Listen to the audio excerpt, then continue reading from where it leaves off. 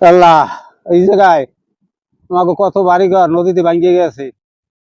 বন্যা দেখলাম, একটা করে তিনটে দেখলাম, বৈশাখে বন্যা দেখলাম, কার্তিক মাসে অগ্রহায়ণ মাসে বন্যা দেখলাম, এরপরে সিডারে বন্যা হ্যাঁ দেখলাম। এখন আমাকে বাড়িঘর তো সব ভাঙ্গে চুরে যাইতে আছে। এখন যে আমরা কোথায় যামু, এই এই জায়গায় কেন মাটি পামু কি পামু না এমন কোনো নিশ্চয়তা নাই। নাতি নাতুল যে কোথায় থাকবো, কমবে যামু। এই নদী এখান ভাঙ্গিয়া অনেক দূর গেছে, অনেক দূর ভাঙ্গে গেছে।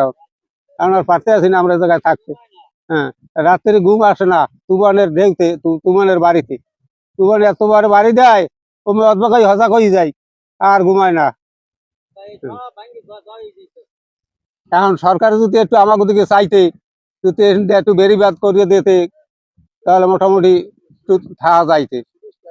রাস্তার সুলিশটা ওই সুলিশটা ভাঙ্গে গেছে। হ্যাঁ, রাস্তার বাড়িঘর হ্যাঁ সব ভাঙ্গে ছুটে গেছে। আর কমবে যাবো আমরা, তাহলে কোন জায়গা নাই, গরিব মানুষ কমবে যাবো।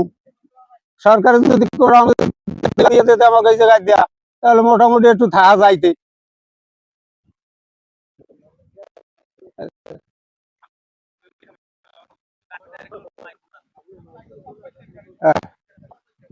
ও মালিক, তুমি জানো নদীটা তুমি ভরাট করে দাও। সরকারের সাহায্যে তুমি নদীটা ভরাট করে দাও। আল্লাহ, একটু নদীটা ভরাট করে দাও, নদীটা। হে আল্লাহ, আল্লাহুম্মা রব্বির হামহুমা কামা রাব্বায়ানি সগীরা। আল্লাহুম্মা রব্বির হামহুমা কামা রাব্বায়ানি সগীরা। আল্লাহ, তোমার কাছে ফরিয়াদ মালিক, তুমি এই নদীটা ভরাট করে দাও। আমরা কোথায় যাবো? নদী নেতুল লইয়া যাওয়ার কোনো জায়গা নাই।